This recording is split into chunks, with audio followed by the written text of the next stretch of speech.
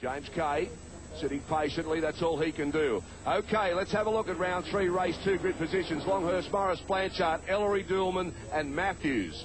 Paul Morris, looks like he's asleep. He'll wake up shortly. Green light time, away they go. Longhurst off the line. Morris wakes up and gets pretty snappy too. I think you'll get the run on. Nicely done across the front. And have a look behind them. Blanchard and Ellery having a go there, right at the outside, doing a bit of ploughing on the way through. Followed in there by Peter Dillman. Only 2 cars couldn't come back on the circuit. John Cotter and the BMW stuck out with a tyre, couldn't get back to the pits in time. And, of course, young Mark Adderton did a great job in the BMW, not starting this time round. Morris and Longhurst hard at it now, out front. Certain determination between these two, Gerald. They don't want to let each other get away, that's for sure. Real racing going on here. The beautiful little BMW is out of the same stable. Have a look at the big Merc as it thunders around. There's the Toyota looking very sad and sorry, but this fellow is the leading privateer in the 2-litre class in England and a very, very good driver.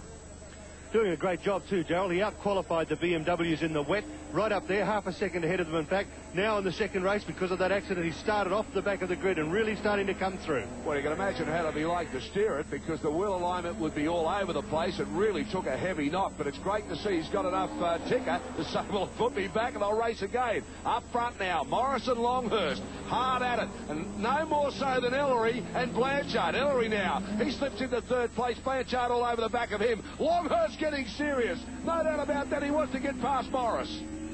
Not an inch between them, Darryl. They're really working hard at this. And there's Ellery and Blanchard. That's another good battle. Those cars evenly matched. And look at Kay, picked up another 2 spots. Yeah, Kay, gee whiz, I'm impressed with this fellow. He's come out of here on a circuit he's never seen, a car he hasn't driven, in conditions he's probably used to back in England, but by gee, he can motor.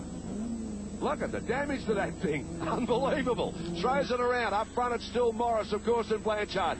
But a lot of thought's gone into this, and I'm really pleased this guy's come out, because it just shows you the standard of the Australian best drivers against the leading privateer.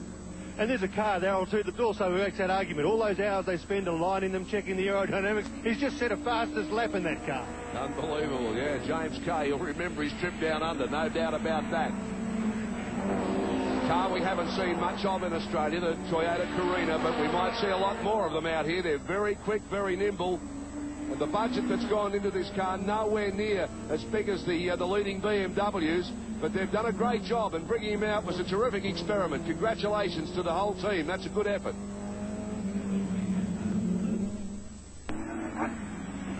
Ripper race happening here at Winton, as you can see now, the battle for 3rd and 4th. That's young Ellery in the Sierra doing a pretty good job holding out Blanchard. Blanchard's been terrorising him all over the rear bumper of the car. Ellery, though, holding it together nicely. Very determined guy, Blanchard. He doesn't have a lot to say for himself. Put him behind this wheel, you know he's there. 2 very famous ex-cars, actually. The ex-PJ team came out of Glenn Seaton's stable, this, and brought back into this configuration, and that's an ex-Longhurst car.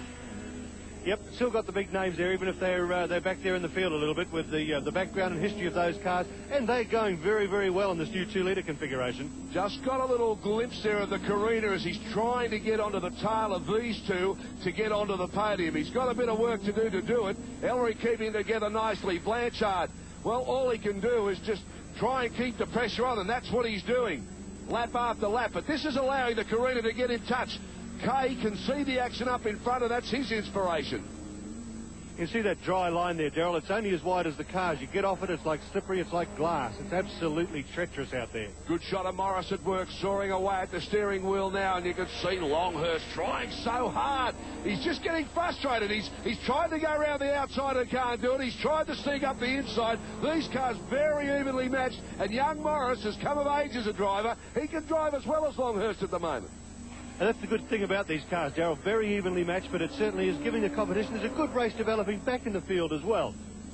No doubt about it. Have a look at Phil Ward. Can you believe this? He really has got this thing taped together with gaffer tape. It's a handful in the dry, in the wet, and in this condition, the wheel alignment, everything can be sort of a bit wonky, but he still has a big go. And this has been a big go, too, from Ellery. Blanchard hounding him again. Look at the Carina now. He's taking advantage of the scrap in front of him. Can he get in touch and get past Blanchard? Blanchard, tried once too often. and on the outside hits the infield there. Plenty of water. Let's hope he can get back on the track. Yep, we saw the Carina go back through there. Here's Blanchard coming back on the other side, pulls in behind those two cars. And now he's got Kay's got Ellery in his sights, and he's not going to make too many bones about that. Well, that was just frustration from Johnny Blanchard's point of view. He just tried every line to get past him. He couldn't. Can't blame Ellery for that. He's there to retain a place. But now he's got James Kay all over the back of him. They've experienced the Pom. Look at the way that car's come up there. As you were saying before, Gerald, it's a credit to the team, and it's a credit to Oryx that have come into this sport. Virtually unknown, but a big, big company. I can't believe the shape of it. It's all over the place. But he could see the scrap going on in front, and that allowed him to get the touch. But he's got to get round Ellery, because Ellery's got the widest Sierra I've ever seen at the moment. And he's doing a good job, the youngster. Just keep at it. He's taking the racing line. They're going to find a way around him. Yeah, Steve's certainly put in some good time in the last few races, Darryl. He's looking hard at this car. He's looking hard at his future, which way he wants to go. He's certainly putting the points on the board, though. James Kay tries a different line there, trying to get the run out. You can't get any closer now. Puts the pressure over the capital P. Up they come. He goes up the inside. This thing's got a bit of mumble, I'll tell you. Oh, yes. He'll get the line too. Beautiful job from James Kay. He can drive a motor car, this boy.